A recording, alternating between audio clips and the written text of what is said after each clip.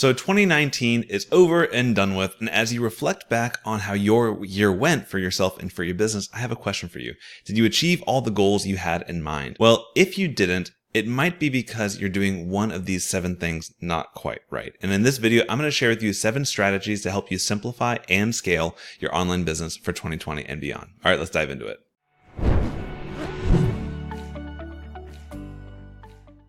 You know, there is a kind of misnomer out there that if you're not succeeding in your business, it's probably because you're not doing enough in your business, right? And unfortunately, I can attest from personal experience as well as from many, many case studies that is simply opposite. In general, if your business is not being successful, it's not because you're not running fast enough or hard enough or shooting off in too many directions. It's because you're actually running too fast and going in too many different directions and trying to add more when in reality you should be removing. So in this video, I want to share with you 7 strategies to help you simplify and scale that business. And we'll start off with simply reducing the number of traffic sources you are focusing on in your business. Now, that sounds like totally counterintuitive, so let me explain for you. So let's say, for example, you have 10 hours a week to focus on traffic generation. You know, we don't want to work more than 100 hours a week, right? Like we have to sleep and eat and hopefully have a family and things to do. So let's give us a realistic and easy for math number to work with. So 10 hours. So in that 10 hours, what do you think is going to have the bigger impact on your business? If you were to put 10 hours into just YouTube marketing or 10 hours into just SEO, writing out fantastic long form blog posts, or if you were to go and spend 30 minutes on YouTube, 30 minutes on TikTok, 30 minutes on Pinterest, 45 minutes on Facebook, you get the idea. You're going to be a flash in the pan if you try to put all these different eggs in different baskets and nothing will really take hold and, get your roots deep into the soil there.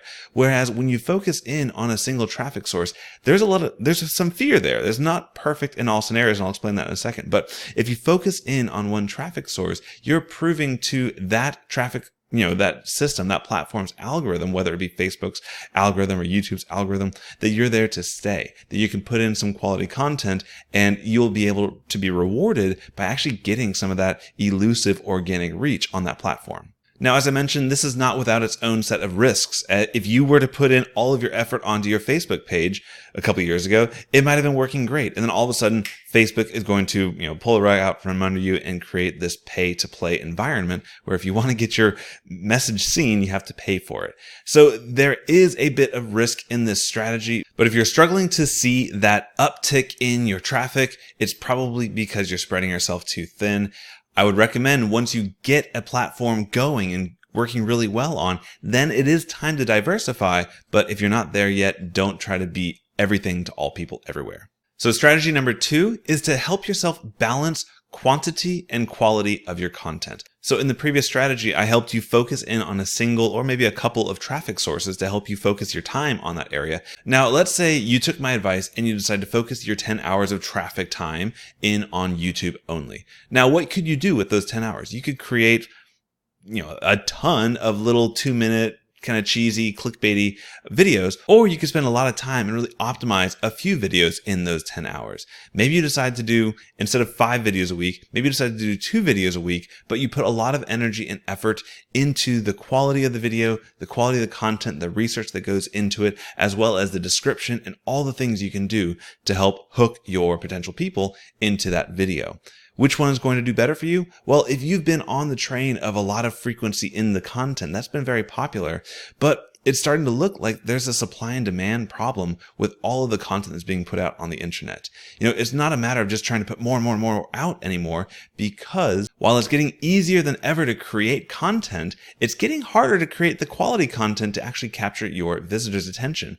And there's simply only so many eyeballs to capture that attention to. If they're scrolling through a Facebook news feed or if they're searching on YouTube, they can only see so much before they just get blind to all the content that's out there. So it's becoming a bit more challenging to get organic reach. So what that tells me is instead of putting out high frequency rubbish, focus in on being consistent. Maybe it's only 2 videos per week, but you do them at the same time every Tuesday and Thursday or whatever the case might be, and focus on getting out the best possible content in that time. Strategy number 3 is to become more specific and targeted with your messaging and the niche you're serving. So if you're trying to help people lose weight, don't try to help all people lose all kinds of weight. Maybe you want to help people who need to lose between 20 and 30 pounds, who are between 35 and 45 years old, and they happen to be, I don't know, some specific condition. Maybe they want to do paleo, maybe they want to do keto, whatever the case might be. The more you can niche down, the more you can stand out in a more crowded environment, right? So if you're trying to create funnels and create opt-ins and lead magnets,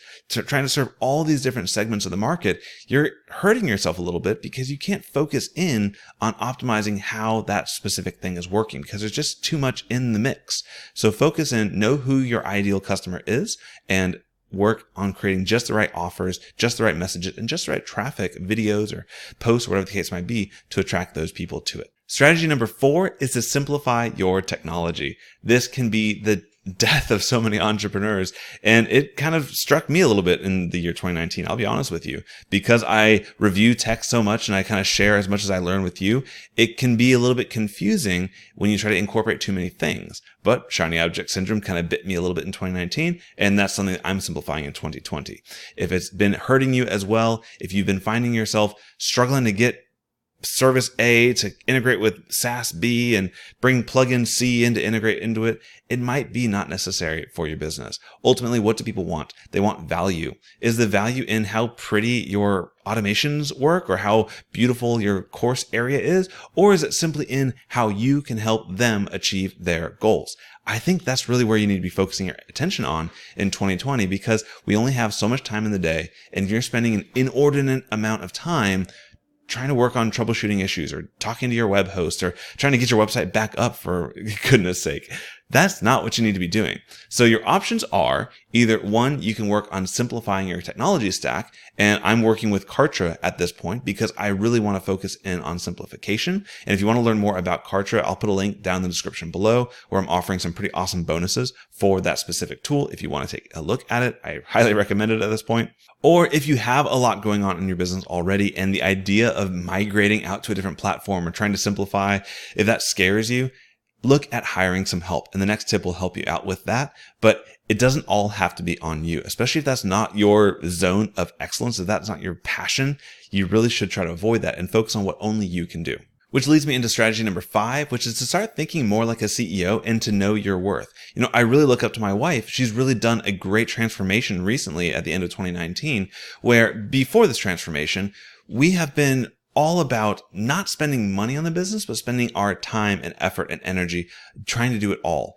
And what we found out we were doing was spending a lot of our effort on the lower value tasks. Now, don't get me wrong. I'm not saying these are not valuable to the business, but they're things that other people are capable of doing.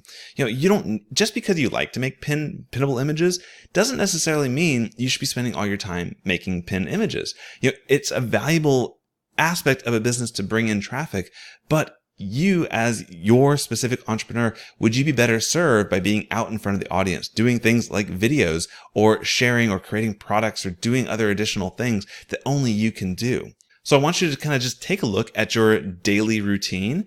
How much time are you spending on creating new products? How much time are you spending on creating new traffic strategies that only you can do? And how much time are you doing on some of the minutia, whether it be, you know, updating your plugins or, answering emails that really don't need to be answered by you? How much time are you spending on the stuff that doesn't have to be you? And start looking at if it would be possible, reach out to your audience. You know, your audience is the best place to find people to help you with your business because they know, like, and trust you already. So they're going to be a natural best fit. There's going to be less training time in trying to get them onto your team. You know, if you want to grow your business, you have to think like a business, and the CEO doesn't try to do everything all the time. So decide what you want. If it's a lifestyle business, if you want to be a solopreneur, that's fine. If you want to grow it, then start looking at what you could be outsourcing and if that'd be advantageous to you. All right, strategy number 6 is think about and simplify your revenue streams. And specifically, how many different business models are you trying to bake into your daily activity? So, for example, there are several different ways of making money online. You can sell information products, you can sell physical products, you can do affiliate marketing, you can do sponsorship posts by reaching out to brands and trying to endorse their products. You can do service work, which is a huge one, right? Being a freelancer, an agency, and any one of them can be extremely successful. But trying to do all of them at the same time is pretty much a recipe for burnout and low quality work, right? So In the year 2019, I did a lot of service work simply because I wanted to get my feet wet in entrepreneurship. I really wanted to help and scale other people's businesses as I was evolving my own. And I got a ton out of that. But is that the best business model to scale and make multiple millions of dollars per year? Probably not. Not unless you get into hiring the entire infrastructure and building up a huge agency like that. That may be in my future. I'm not quite sure yet. But in 2020, I want to encourage you to think through what one or two or three, no more than three, and I would say one or two income streams do you want to focus on? And for all the others, what I'd say is just look at all the different things you're doing and categorize them into the income streams that they fit under. So let's say doing YouTube videos where you promote certain products that you like and love, that would be under affiliate marketing. If you launch your own information products, obviously put that under your own product category. Think through where your current revenue is and add up all the money you're making from each bucket and see what are your top two. And if you find out that 80%, which you probably will, 80% or more of your income is coming from two different revenue streams, maybe consider cutting the other four, right? Like it just kind of makes sense.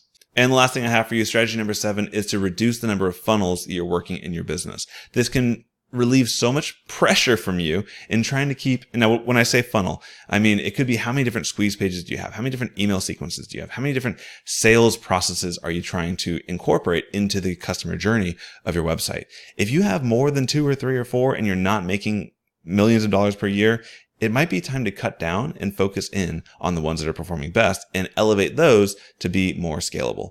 I watched a pretty awesome training from Russell Brunson recently, and he says that in his very high ticket mastermind coaching, that until his entrepreneurs have $1 million in sales from a single funnel, he doesn't let them create a second funnel. Now, to me, that's a little bit extreme. I don't know, that might be kind of some razzle dazzle he's throwing out there, but I think the concept is sound. Rather focus on something and get it to work and get it profitable to work and build your list and build your income before you start kicking off new products every week and doing nothing with them. So focus in. If you're one of those shiny objects where your particular shiny object is creating more products and more funnels and more everything else, maybe tone that down a little bit and find the ones that are working and focus in on those and make those even better and even more profitable. And if you need some help with figuring out what is the right funnel for you, which one should you be focusing in on, I'll leave a link in the description below to my little book of sales funnels. It walks through 7 or 8, I think it's 8 at this point, of the most profitable sales funnels I've personally used and I've used with clients as well, and how you can implement them in your own business. I'll also leave a link up here in the corner where you can check that out also. Again, I'm John from IncomeMesh.com. I hope 2020 is going to be a fantastic, productive, and profitable year for you. If you need any help with this, please leave a comment down below, and I look forward to talking with you in the next video. Take care.